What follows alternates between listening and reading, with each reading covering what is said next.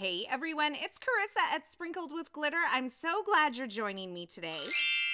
Today I have a project featuring some products from the brand new Pinkfresh Studio October release. I'm going to be featuring this Hey Gorgeous die set.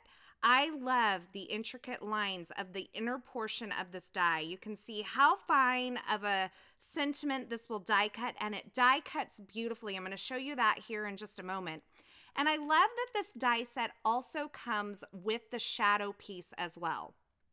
So I'm going to do some ink blending today. So I'm cutting down a piece of Bristol Smooth cardstock. I've cut it to 5 1/4 inches by 4 inches. And I'm going to be using a couple of different shades of green distress oxide inks. I'm using Mowed Lawn and Crushed Olive. Now, my color palette today was inspired by some Kate Spade stationery that I kind of had like saved in my Instagram collections as an inspiration. So I'm using that as a jumping off point for my color palette today. There was lots of green and white and gold. So I'm going to blend the Mowed Lawn along the bottom, and then I'm going to bring a little bit of this Crushed Olive in from the upper left. This is more of a yellowy green. It's got a lot of punch to it. It's really bright, and I really like the way the two kind of blend together. Now, if you've tried ink blending in the past and you haven't had a lot of luck with it, I do recommend a couple of things. Bristol Smooth cardstock will give you much better results, whether you're working with traditional distress inks or the oxide inks. So give that a try. Also, you'll notice I'm using the same sponge for both of these, but I'm still getting the distinct colors. A well-seasoned blending sponge will give you a lot better results than a brand new one. So just kind of keep that in mind. I like to keep mine seasoned, and then I just kind of rub off the excess between colors. Now I'm taking a piece of Nina Solar White Heavyweight cardstock, and I'm die cutting a circle window from the center. And while I'm doing my die cutting, I'm also going to die cut this Hey Gorgeous from some gold foil cardstock. Now, because this is an intricate die, I did go ahead and add my metal shim to my cutting sandwich, and this cut absolutely beautifully. This is going to bring in the gold from my inspiration piece. And by the way, over at my blog, I will have that inspiration piece linked for you so you can check it out.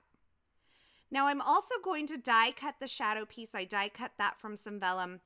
Now, to get my die cuts out of the die, I actually just did the lazy thing and I just threw the die down onto my surface and the die cuts popped out. That is my very lazy way of getting these dies out of the die cuts out of the dies at times. You can give it a try, but I like to do that, and it saves me from having to find my pokey tool on my very messy desk at this point.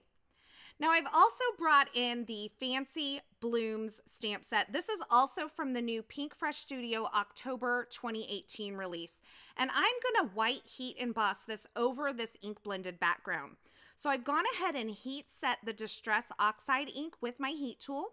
I've prepped the surface with my powder tool, and now I'm stamping this in some clear embossing ink right over that area, kind of coming in from the upper left-hand corner.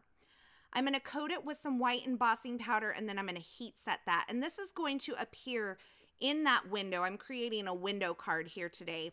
So you're going to see this as you look through that circle window onto this backdrop. Now, I did want to mention that this video is a part of a blog hop celebrating the new October 2018 release from Pinkfresh Studio. I have some giveaways over on my blog and a lot of inspiration over there, so be sure you head on over there and check that out. And I'll be sure to link that in the description below.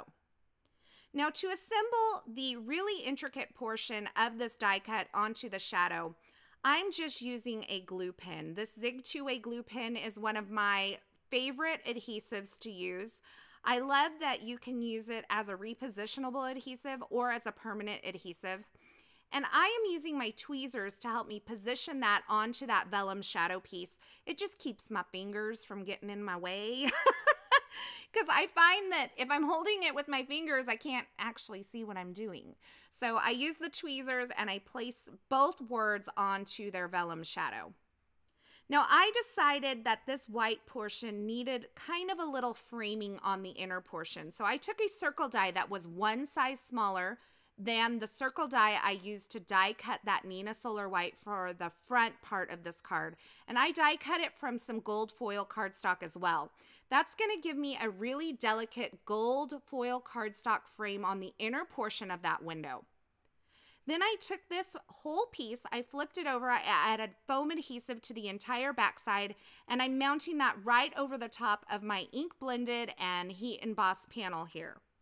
Now I have to admit I must have been feeling really patient today because I did cut down little slivers of foam adhesive to adhere my sentiment portion onto this card.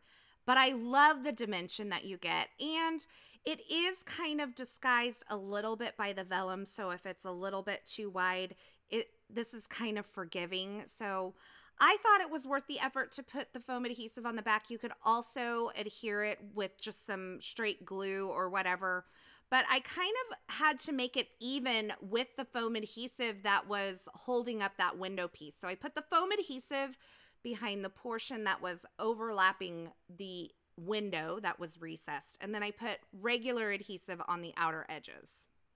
Now I've attached that to my top folding A2 size card base, and to add a little bit of shimmer, I'm adding some sparkling clear sequins, of course. And when I looked at this card, I felt like it needed one more thing. It needed a touch of black. So I brought in some black and white striped paper here, and I'm just adhering it over on the left side of this card front. And that was the point I felt like, yes, this card is done. Sometimes I have to just trust my gut and get there and then just go, yes, that feels right. And that's exactly what happened with this card project today. So like I mentioned before, this video is a part of a blog hop, so go over to my blog for more information. I'll have that linked in the video description below. And that completes a really simple card today with a color palette inspired by some Kate Spade stationery that I saw once upon a time. As always, I will have links to the featured products in the description at YouTube, but head on over to my blog at sprinkledwithglitter.com. Over there, you'll find more still shots, more information, a complete list of supplies, and some information on a giveaway. Thanks for stopping by today. Thanks for watching. I hope you enjoyed this video. If you did, be sure to give it a thumbs up and share it with your friends. And don't forget to subscribe to my YouTube channel so you won't miss any of my paper crafting and card making video tutorials. Thanks for hanging out with me today. Thanks for watching. And until next time, I hope you have a fabulous day.